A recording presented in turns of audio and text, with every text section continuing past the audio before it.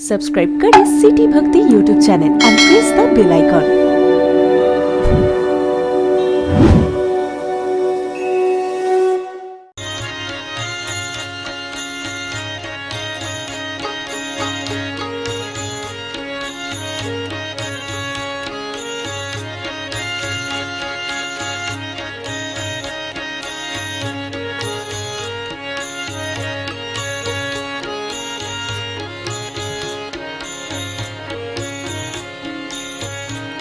द्वार भीर सेवक सचिव कहीं उदित रवि देखी, जागे अजहु न अवधपति कारण कवन बिसेखी।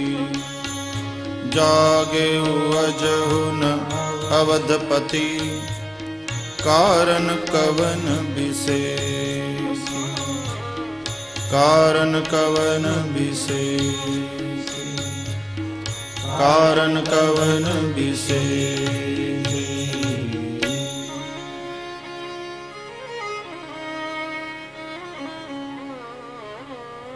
बोलिए गोस्वामी श्री तुलसीदास जी महाराज की जय। श्री रामेश्वर भगवान की जय। आइए पूर्ण मनोयोग से रामचरितमानस का गान करते हुए मानस की एक एक लीलाओं पर चिंतन करते हुए जीवन में राम तत्व का शासन हो जाए और मोह के साम्राज्य से हम मुक्त हो जाए, उसके लिए मार्गदर्शन प्राप्त करें। जो घटनाएं घट रही है अयोध्या में, उन पर दृष्टि करें।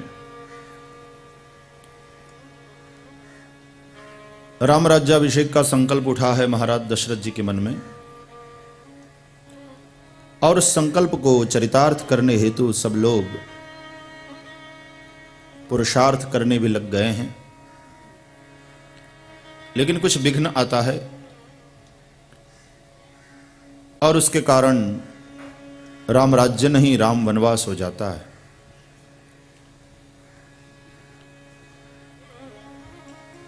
क्या है वो व्यवधान, कौन सी है वो वृत्तियां जो हमको रावण के साम्राज्य से, मोह के साम्राज्य से मुक्त नहीं होने देती और राम राज्य का नागरिक नहीं बनने देती। रामचरितमानस के अनुसार राम राज्य का जिनके मन में सबसे पहले संकल्प उठा है वो है महाराज मनु। मनु शत्रुपाही दशरथ और कौशल्या बनकर के आए हैं। बालकांड की कथा में जहां रामावतार के कारणों की चर्चा हुई है, वह हम देखते हैं कि मनु और शत्रुपा जिनसे ये नरसृष्टि हुई है, उनके 2 पुत्र और 3 पुत्री थे। प्रियव्रत और उत्तानपाद 2 पुत्र और आकुति देवहूति प्रसूति 3 पुत्री। तो महाराज मनु अपनी 4थी आयु में वन में जाते हैं, जैसा कि राजा को करना चाहिए। संत कहीं अस नीति दसानन, चौथे पन जाय नृप कानन। यही नीति कि 4थी आयु में व्यक्ति निवृत्ति परायण बने, अपना कल्याण करने के लिए, अपना उद्धार करने के लिए वन में जाकर के तपस्या करे। उद्धरेदात्मनात्मानम नात्मानम अवसादयेत्। तो मनु शत्रुपा जाते हैं वन में गोमती के तट पे, और वहां जाकर वे तपस्या करते हैं।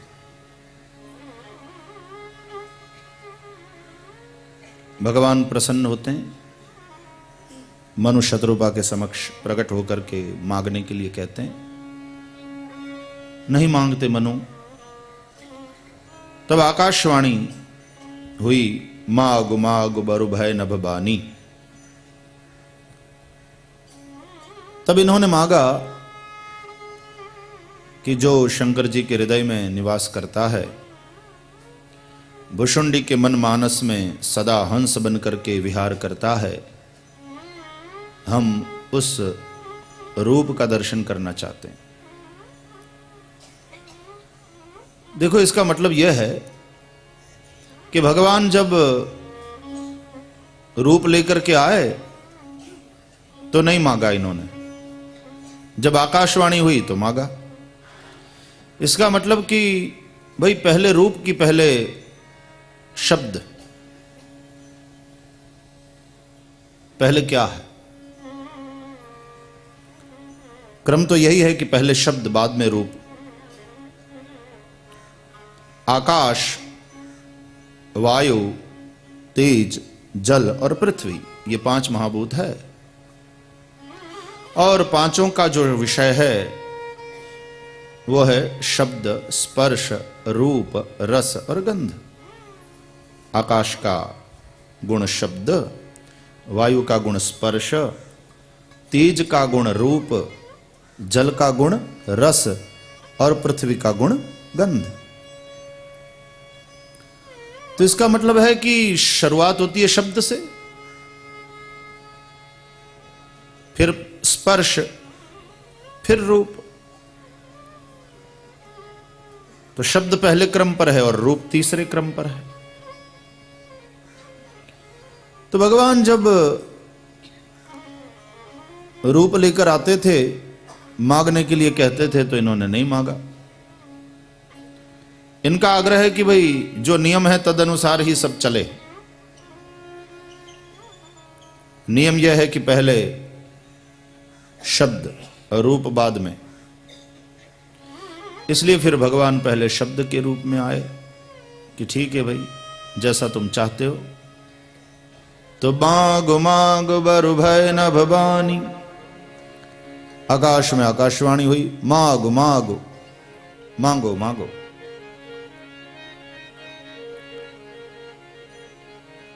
इन्होंने कहा कि भाई आप तो केवल इतना कहिए कि मांगो मांगो, शब्द के रूप में पहले आइए, हमारे कान के द्वारा हमारे भीतर प्रवेश करिए। शब्द तुम्हारा, जो कहना चाहो कहो, लेकिन रूप तो हम जो नक्की करे उस रूप में आओ। भक्त को तो तभी संतोष होता है। आप किसी के घर मेहमान बन करके गए तो सामने वाला शब्द कहेगा कि भाई क्या लोगे, ठंडा गरम, है ना? शब्द उसका, ऑफर उसकी, लेकिन पसंद तो आपकी, है ना? तो आप तो केवल शब्द के रूप में आइए। तो भगवान पहले शब्द के रूप में आए, मांगो मांगो बरु भय न बानी। मांगो, क्या चाहते हो? अब इनको जो चाहिए था वो मांगा। जो भुसुंडी मन मानस हंसा, भुसुंडी के मन में जो हंस बनकर मन मानस में विहार करता है, जो शंकर जी के हृदय में सदा रहता है, हम उस रूप में दर्शन करना चाहते हैं। तो देखो भाई, शब्द यानी नाम और रूप से ही भक्त का तो नाता होता है। जो ज्ञानी होता है वो तो नाम रूप को मिथ्या मानता है, लेकिन भक्त का तो संबंध ही नाम और रूप से है। नाम के प्रति एक लगाव, रूप के प्रति आसक्ति भक्त के मन में होती है। वो प्रभु का रूप देखता रहता है, दर्शन करना चाहता है, और नाम के प्रति उसकी एक आसक्ति होती है, नाम जपता रहता है। तो नाम, शब्द और रूप, लेकिन उसमें भी पहले शब्द फिर रूप। तो रूप तो जो भक्त कहता है वो भगवान बनाते हैं, क्योंकि आखिर ये जो रूप बनाते हैं भगवान, वो भक्त के लिए ही तो बनाते हैं। ज्ञानियों को तो रूप की आवश्यकता नहीं, वो तो मानते ही नहीं कि ब्रह्म का कोई रूप नहीं है, कोई नाम नहीं है। भगवान किनके लिए आते हैं रूप लेकर? भक्त हेतु हरि रूप बनाया, ब्रह्मानंद मेरे मन भाया।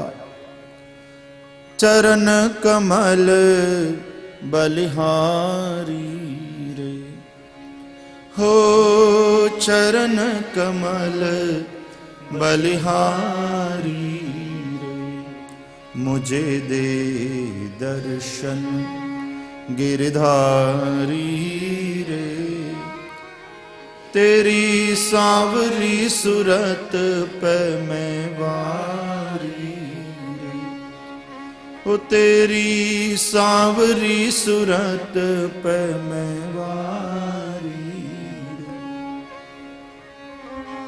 तो जब भक्त के लिए ही रूप बनाते हो तो फिर उसकी रुचि का बनाओ,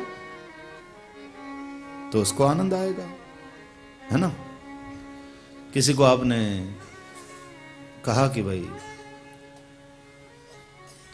हमारे यहां भोजन के लिए आना, और सामने वाले ने आपके आमंत्रण का स्वीकार किया, तो कभी कभी क्या होता है कि समझदार आदमी सामने वाले से पूछता है कि आप क्या लेंगे, आपको क्या अनुकूल आएगा, भोजन में क्या लेंगे, क्या पसंद करेंगे आप? तो बस वही बात हुई, भक्त को तो जो प्यारा है, जो भाता है, वही रूप भगवान स्वीकार करे तो भक्त को विशेष आनंद आएगा।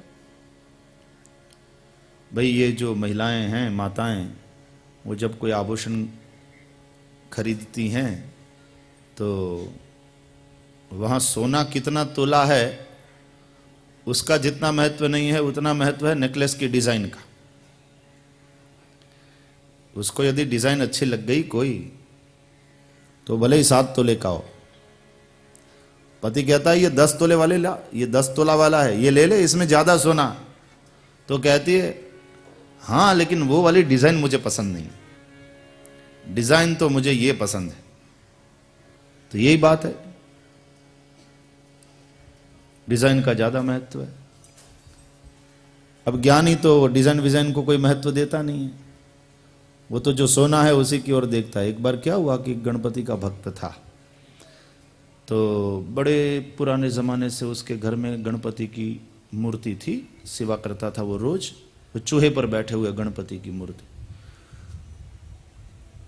अब समय उसका खराब आ गया, बहुत कर्जा बढ़ गया। पुराने ज़माने की वो गणपति की जो मूर्ति थी, तो वो तो मर गया। उसका लड़का जो था उसने सोचा कि अब पिताजी तो चले गए हैं, अपने ऊपर कर्जा बहुत छोड़ गए हैं, गणपति की ये जो मूर्ति है वो सोने की बेच दे और कर्जा चुका दे। तो वो गया मूर्ति लेकर के सोनी के पास, कहा कि ये बेचना है, मूर्ति बेचना है, बताओ इसका कितना पैसा मिलेगा। तो सोनी ने पहले सोना कैसा है कसौटी करी और फिर वजन किया, और उसने कहा कि भाई गणपति के तो मिलेंगे 15,000 और चूहे के मिलेंगे 25,000। तो उसने कहा कमाल है, चूहे के 25,000 और गणपति के केवल 15,000। अरे गणपति तो स्वामी है, चूहा तो केवल उनका वाहन है, सेवक है, और तुम चूहे की कीमत लगा रहे हो 25,000 और गणपति की केवल 15,000। तो सोनी ने कहा कि तुम चूहा और गणपति देखते हो, हम तो सोना ही देखते हैं कि भाई इसमें 3 तोला है और इसमें 5 तोला है। गणपति 3 तोले के हैं और चूहा 5 तोले का, क्योंकि चूहे पर बैठाया था गणपति को, तो चूहा नेचुरली बड़ा बनाया गया था और गणपति उस पर चढ़े हुए बैठाए गए, बताए गए। तो कहा गणपति 3 तोले के हैं और चूहा 5 तोले का है, तो तुमको गणपति और चूहा दिखाई पड़ता है भैया, हमको तो सोना ही दिखाई पड़ता है। तो सोने की दृष्टि वो लेते समय तो केवल सोने पर होती है, कितने कैरेट का है, इसमें कितनी मिलावट है, इसमें से कितना मैल जाएगा, वो मैल का काट लेते हैं। लेकिन वो बेचते समय तो मैडम ये डिजाइन देखिए, बिल्कुल लेटेस्ट है, ये देखिए, ये डिजाइन आपको बहुत पसंद आएगी। उसमें घड़ाई बढ़ाई, लेते समय घड़ाई बढ़ाई का नहीं देंगे, लेकिन बेचते समय अरे मैडम इसको गढ़ने में कितने कारीगरों ने कितना समय लगाया, पैसा उसी का है मैडम। बड़े होशियार होते हैं ये लोग। बेचते समय डिजाइन की महिमा का बखान करेंगे, बहुत कारीगरी है, देखिए तो सही आप, कितनी मेहनत का काम, कितना क्यों जीणु काम, कितना बारीक काम है, देखिए आप, लेटेस्ट डिजाइन है ये। तो वो समझता है सामने वाले की कमजोरी, क्योंकि महिलाओं को डिजाइन का ही ज्यादा महत्व है। लेकिन लेते समय, खरीदते समय नो डिजाइन, नथिंग। सोना कितना, कितने कैरेट का है, क्या वजन है, और उसमें भी अन्य अन्य जो मिलावट होती है, तो वो मैल को बाद करके बोले मैल का इतना कट जाएगा। तो भाई महिलाओं के लिए तो डिजाइन का ज्यादा महत्व है सोने से भी, और डिजाइन अच्छी है उसमें तो कभी कभी वो उसके साथ लोग चलते भी हैं, डिजाइन अच्छी लग गई। तो भक्त को तो नाम और रूप में ज्यादा लगाव है, इसलिए वो नाम जपते रहे, हाँ जप करते रहे मनु शत्रुपा।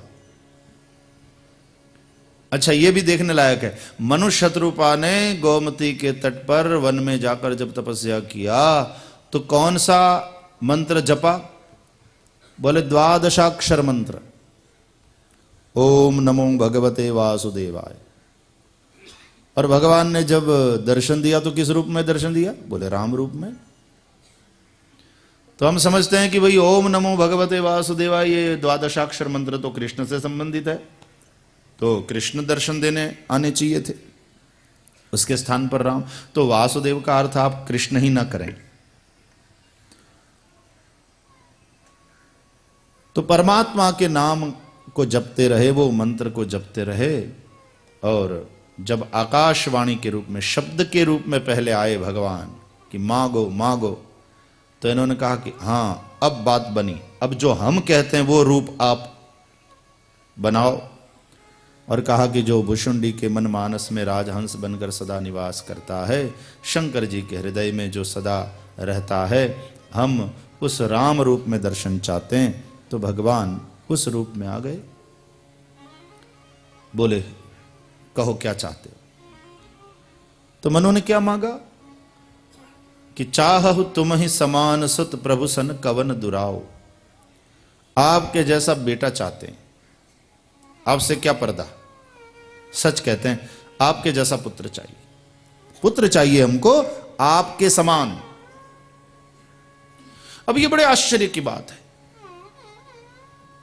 चौथी आयु है इनकी और मांग क्या रहे हैं? बेटा। और बेटे के रूप में भी भगवान ही बेटा बनकर आए। अच्छा चलो भाई, चौथी आयु में भी पुत्र की इच्छा होती है व्यक्ति को, यदि वो ना हो बेटा उनके तो। लेकिन यहां तो ये बात भी नहीं, मनु के तो 2 बेटा है, 3 बेटियां, ये कोई निस्संतान तो नहीं थे। 2 पुत्र हैं इनके, 3 पुत्रियां हैं। अच्छा ऐसा भी हो सकता है कि बेटा तो हो लेकिन कोई दम ना हो, मूर्ख शिरोमणि हो,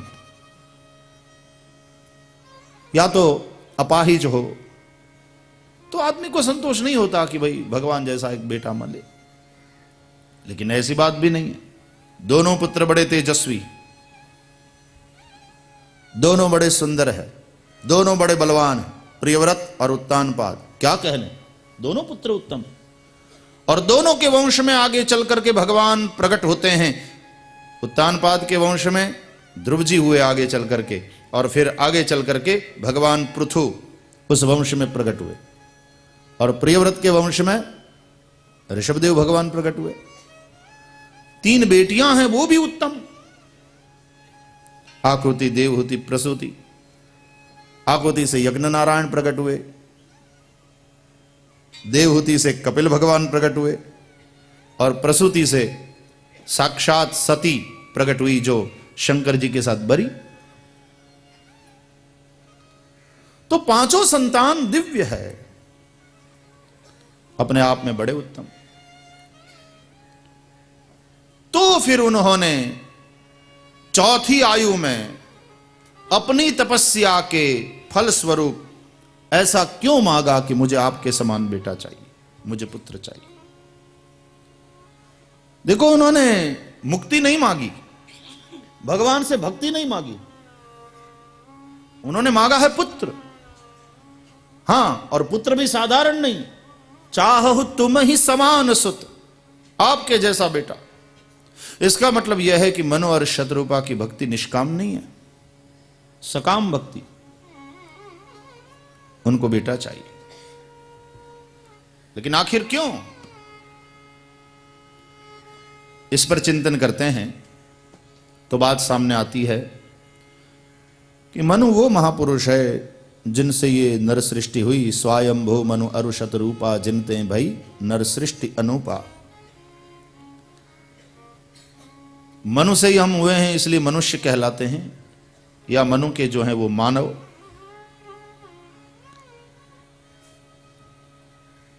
और मनु ने मानव सृष्टि करने के बाद उन मानवों को नागरिक बनाने के लिए, मानव तो सामाजिक प्राणी है ना, man is a social animal, तो समाज में रहने के लिए कुछ नियम बनाए। भाई, जब समाज में हो तो कुछ नियम होते हैं, उसके कुछ कायदे कानून होते हैं। तो महाराज मनु ने वो सब बनाया, कानून, नियम, एक व्यवस्था दिया समाज को, और उसको कहते हैं स्मृति। धर्म के आधार पर, वेदों के आधार पर एक व्यवस्था दिया मनु ने, उसको कहते हैं स्मृति। इसलिए मनुस्मृति है हमारे यहां। स्मृति का संबंध व्यवस्था से है, श्रुति का संबंध उस फिलोसॉफी से, दर्शन से। तो ऋत और सत्य दोनों बातें।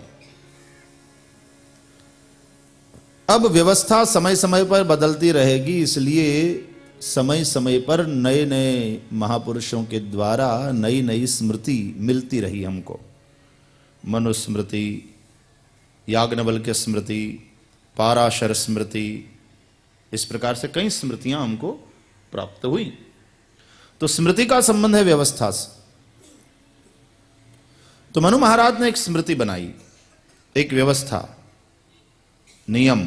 जैसे राष्ट्र का कॉन्स्टिट्यूशन बनता है ना, जब कोई राष्ट्र नया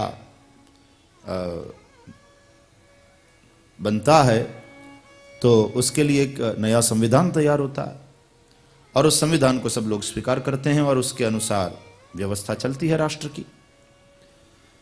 तो मनु महाराज ने एक स्मृति बनाई और उसमें नीति नियम बनाए, और उन्होंने दंड का विधान भी किया कि भाई इन नियमों और कानून के अनुसार जो नहीं चलेगा उसको ये दंड मिलेगा।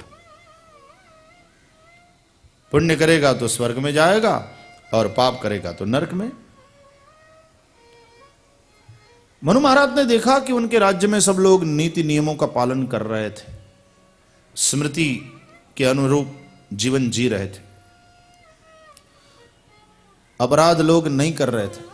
लेकिन फिर भी मनु ने देखा कि कई लोग ऐसे हैं जो इसलिए अपराध नहीं कर रहे हैं कि उनको दंड का भय लगता है। दंड के भय के कारण सीधे रास्ते पर चल रहे हैं।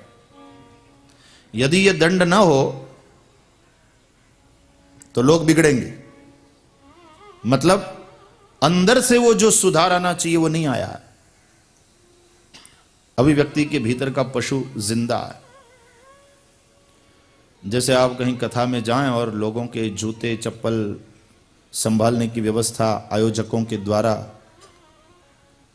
किया गया हो, होता है ना कई जगह मंदिरों में भी, आप वहां गए अपने जूते दे दिए तो उन्होंने एक नंबर का बिल्ला आपको दे दिया, वो जेब में डाल के आप सीधे ही चले गए कथा में, मंदिर में आराम से कथा सुनो, जूते की कोई चिंता ही नहीं। नहीं तो जूते की चिंता लगी रहती है, जूते चप्पल की। तो आधी स्तुति भगवान की होती है और आधी स्तुति जूते चप्पल की होती है। वहां सीढ़ियों पर उतार के आए हैं ना, तो भगवान को प्रार्थना करते समय त्वमेव माता च पिता त्वमेव, फिर पीछे देखते हैं कि जूते हैं ना, तो वहां हाथ जोड़कर कहते हैं त्वमेव बंधुश्च सखा त्वमेव। फिर भगवान के सामने हाथ जोड़ के त्वमेव विद्या द्रविणम त्वमेव, फिर चिंता लगती है चप्पल कोई उठा तो नहीं गया, तो वहां देखकर त्वमेव सर्वम मम देव देव। तो आधी स्तुति भगवान की होती है और आधी स्तुति जूते चप्पल की होती है। ऐसा न हो, आप शांति से दर्शन कर सकें, आप कथा श्रवण करें, इसलिए कई बार आयोजकों के द्वारा व्यवस्था किया जाता है चप्पल को संभालने की। बस बिल्ला नंबर वाला खिस्सा में जेब में रख लो, कोई चिंता नहीं। फिर जब गए अपने जूते चप्पल ले लिए। तो लोग उस व्यवस्था की सराहना करते हैं कि भाई बहुत अच्छी बढ़िया व्यवस्था करी आयोजकों ने। अब देखो, व्यवस्था अपने आप में सराहनीय है, अच्छी व्यवस्था, उसका बखान करना ही चाहिए, लेकिन जूता चप्पल संभालने की व्यवस्था करना पड़े, उसका मतलब क्या होता है कि वहां जूता चप्पल चोरने वाले भी लोग आते होंगे, मंदिर में, कथा में, धर्म स्थानों में भी ऐसे लोग आते हैं, तब तो वहां संभालने की व्यवस्था करना पड़ती। तो इसका मतलब है कि समाज पूरा पूरा स्वस्थ नहीं है, वहां आने वाला हर आदमी पूर्ण स्वस्थ नहीं है, वरना किसी का जूता चप्पल क्यों चुराएगा?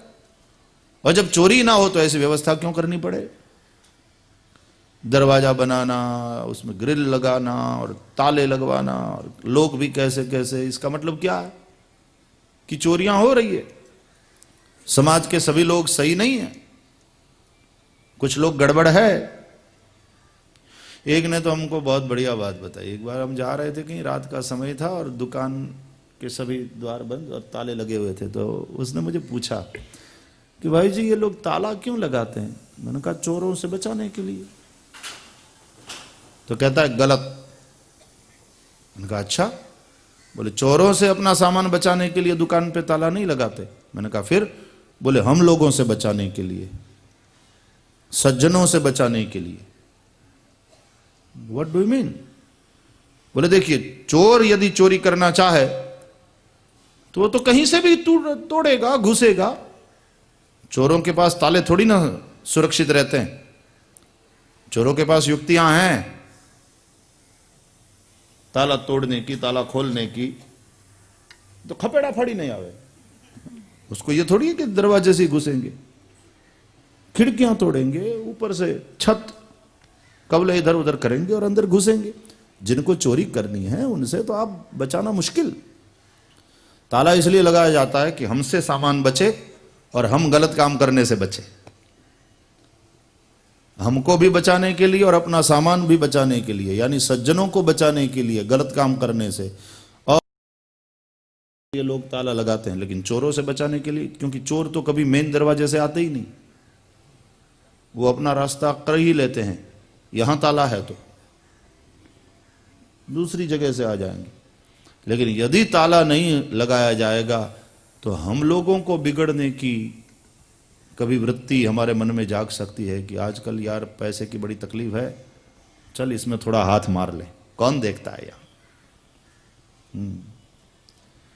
तो हम भी बिगड़े नहीं, हमको बिगड़ने से बचाने के लिए वो ताले लगाए जाते हैं। चोरों से तो वो बचा नहीं सकते, ताला लगाने से भी, ताला मारने से भी चोरों से सामान कहां बचता है। ये बात भी सोचने वाली तो है। हमारे बीच में वो जहां राइट्स हुआ था गुजरात में, तो बहुत सी दुकानें लूटी। और पता है, दुकान लूटने में अच्छे अच्छे घर की महिलाएं भी थी। साड़ी स्टोर जब लूटा गया तो अच्छे घर की महिलाएं वहां लूट का सामान ले ले करके, अब इराक में जब युद्ध हुआ और इसके बाद क्या हुआ, जब वो गवर्नमेंट चली गई और देखा जब कोई पुलिस नहीं थी, कोई शासन नहीं था, तो वहां के लोगों ने भी कितनी लूटफाट शुरू हो गई। तो जो अब तक सज्जन कहलाते थे उन्होंने भी देखा कि अब कोई पुलिस नहीं है, कोई कानून नहीं है, लूटो। इसका मतलब है कि आदमी की वृत्ति नहीं बदली।